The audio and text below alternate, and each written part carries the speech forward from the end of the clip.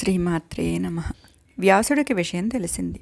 పుత్రశోకం పట్టలేకపోయాడు. కొడుకా కొడుకా అని విలపిస్తూ ఆ కైలాసగిరి శిఖరం చేరుకున్నాడు. శుకుడు తపస్సు చేసిన చోట పరిభ్రమించాడు. అలసిపోయాడు. అతడి శోకాలాపలను కొండ గృహలు ప్రతిధ్వనించాయి. ఇప్పటికీ అక్కడ ప్రతిధ్వనులు వినపడుతూనే ఉంటాయి. పుత్రా పుత్రా అంటూ విలపిస్తున్న వ్యాసుని చూసి శివుడికి జాలి కలిగింది. స్వయంగా వచ్చి ఓదార్చాడు. వ్యాస, ఏమిటి వెర్రి, దుఃఖించకు. నీ పుత్రుడు మహాయోగి, అకృతాత్ములకు దుర్లభమైన పరమగతిని పొందాడు. అతడి కోసం విలపించకూడదు, తప్పు. పైగా నీకు శోకరహిత స్థితి తెలుసునాయే, నువ్వు శోకించడమేమిటి? ఆ కొడుకు వల్ల నీకు ఎంత కీర్తి వచ్చిందో గ్రహించావా నువ్వు అసలు? ఊరుకో ఊరుకో. శివుడి ప్రబోధం పనిచేయలేదు. మహాదేవ, జగత్పతి, ఏం చెయ్యను?